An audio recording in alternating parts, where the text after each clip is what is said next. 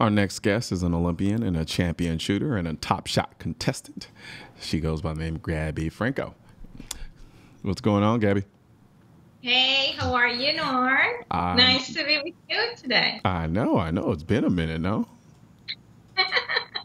I know it has been. It has been. Yeah, I know.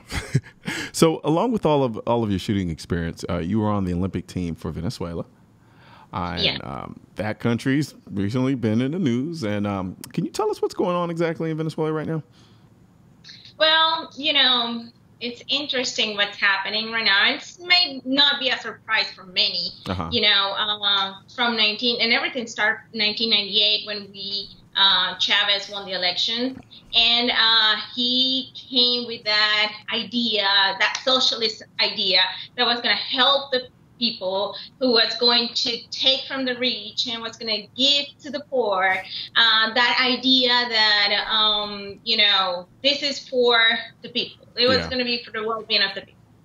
And as years passed, what he was doing is getting stronger. He wanted more power. He changed the Constitution. He obviously changed the Constitution to his own, to follow his own agenda and his beliefs and socialist ideas. So he just unilaterally changed the Constitution? Yeah, well, we supposed to went to elections and it's called a referendum, and people allow it. That's what is, and that's what happened. Yeah. Whether the elections were, were good or not, meaning it was not foul play or not, on the eyes of the international community and everything that happened, the Venezuelan people allowed him to change the Constitution, and that's what happened. And obviously, with the same idea that, it was going to be for the better of the Venezuelan people. Yeah, the road to hell is paved with good intentions. Yeah, exactly. And basically what they do is, there's no more check and balances. The executive have most of the power. Okay. Fast forward, we're going down to, oh my goodness, we're about 19 years in this mess.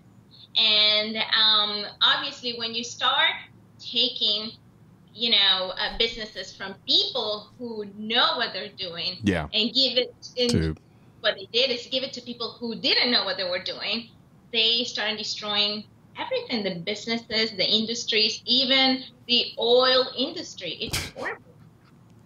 Yeah, it's crazy to me how it's not crazy to me. It's really easy it's easy to push out the idea of, we're going to give everything to the people. And but my idea of taking care of the people isn't enabling them or making them dependent. It's to empower them, to make themselves better, to put themselves in a better position, to have the independence to take care of themselves and build a life for themselves. But for whatever reason, that doesn't seem to stick in a lot of places. And I mean, we're kind of dealing with the notion of it now here in America, where you have all these people who hate the idea of empowering the individuals in our country to be in a position to take care of themselves, to protect themselves. And my take on that, like my dad used to say, the problem with socialism is that the socialism says, let's bring those who are up here down. Yeah. But never talks about how we bring the ones who are down here up. Exactly. You know what I mean? What they do, what the socialists they do, they say, we're going to go be equal. Now, what is equal? Equally miserable or equally rich? That's a good point. That's an incredibly good point. So what was go ahead. So basically, that's what they do. They keep the society ignorant. They indoctrinate, children. They go into the schools. They tell schools, they actually even went to the history books. They changed history, Venezuela's history. And they started adding how good Chavez is and how Chavez changing this. So a whole new generation is 19 years. Imagine someone in Venezuela. I want to say someone. A lot of people are 19 years old who never seen the Venezuela I saw. That is crazy. I mean, what's kind of terrifying about it is you're kind of seeing the same things take place here in America, especially from the school standpoint. Our schools don't necessarily function as educational institutions where, you know, the idea of freedom of thought and freedom of expression are welcomed, are actually encouraged. Now it's kind of like, if you don't think this way, we're either going to keep you from coming to the school, or we're going to rebuke you so much that you're just going to fall in line. And so that's eerily similar to what I hear you say. What is what happened in Venezuela? Now, go ahead. What they don't understand is that they cannot have it both ways. Yeah. You know, you cannot have it in the way that you say you have to. I want you to be, I want you to use your imagination, but I punish you if your imagination doesn't follow what I think. You know, so it's that double standards, which is crazy. No, absolutely. Now, with Venezuela, prior to all of this, was there any reservations for a Second Amendment, well, the right to own a firearm in Venezuela prior? Like, was that carved out in the Constitution at all? No, it was not necessarily like when I call it like a right. I would say it was more, people were able to firearms. Same thing that happens in many countries in South America and even around the world. Yeah. It's not necessarily a right, but it was kind of sort of a privilege, but people were able to do it. People were able to own firearms, conceal and carry. My dad, that's how I got into firearms, because my dad went to the gun range to do his shooting class. And then he found out about the junior shooting team. So it was allowed. Unfortunately, because it was not a right, it's easy.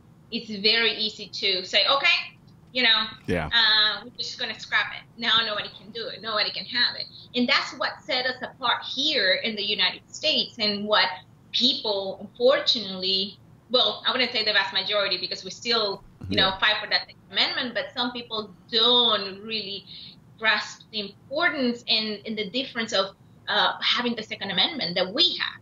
Yeah.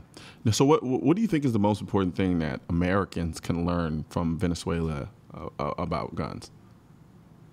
Well, one, I would say, first, never take it for granted. Mm-hmm. The fact that we have the right and probably you don't use it or you don't care about guns, that's fine and dandy. Like, I'm not into motorcycle. Yeah. But because of that, I'm going to go and tell, well, some people drive like crazy on the highway, so let's ban all motorcycles. Yeah. But I would say, one, like in Venezuela, they banned firearms ownership, no gun shops. They don't exist anymore. Jeez. No gun shop, none of that stuff. And crime is sky high. I mean, it's ridiculous. And so what it proves is that the criminals, when they know, for instance, when they know that the regular citizens, the vast majority of them, don't have the same amount of force to fight against them, they are like, this is party. They're emboldened. They become emboldened. But hey, they're going to go and assault a restaurant or somebody. Yeah. No, you're absolutely right. I mean, think about it. Like, it's who's gonna stop them, right? I always talk about the idea. People think that once you get rid of guns, you'll have this utopic society, not realizing you're probably going to make the situation 10 times worse, because at that point, all you have to do now to deal with any situation that you want to do criminally is just use a disparity of force. So now, instead of maybe one or two people, just get 3 or 4 guys out there to commit a crime, and there you go. Now, in the world we live in now, 2, 3, 4, 5, nobody wants to get shot. So if only one person has a gun and they're being attacked by 5 people, that puts them in a pretty good position to protect themselves, versus one person against 5, and that one person doesn't have a firearm at their disposal. And so, with that being said, you watched how things devolved in Venezuela, from having the ability to own firearms to not having the ability to own firearms, and what was the excuse that was used to justify denying people the ability to own firearms? Do you remember that at all? Do you recall any of that? Well, everything started, progressively. They started with registration, right? So you have to register. So they start. Okay, so it was like, oh, just everybody who has guns, just register them. Okay. Yeah, of course. But obviously, the ones who would register firearms were, regular people. Yeah. I would call it law-abiding citizens, because criminals don't care. I mean, let me see which criminal's going to go, oh, yeah, I have an illegal motorcycle. Let me go and, go ahead and register that, right? So the same thing happens with guns. They don't care. They're not going to register anything. Yeah. They're not even care if people do or don't. That's not their business. So everything started with registration, and then started with prohibiting, certain things, and until they said, okay, now nobody can have firearms. Well, I wouldn't say nobody have firearms. Basically, what they said, nobody can sell firearms. Okay. Right. And it is like, and it's a little bit complex in a way, because even though they say that they're still give carry license, which have been suspended, whatever. But even though they say they do it, it would be like here in the United States, the government says, okay, if you want a conceal and carry license, you have to go to Washington, D.C. You have to go through, psychological, all the bureaucracy and all that stuff that you have to do, and probably spend 10, 15, 20 days and pay a ton of money to do it. And then maybe we issue your conceal and carry. Gotcha. So, you see, it is like, it's just to say, oh yeah, we have it, on the books, exactly. But it's a de facto ban, essentially, is what it is. It's like, you can have all the food you want in the house, but you can't get inside the house.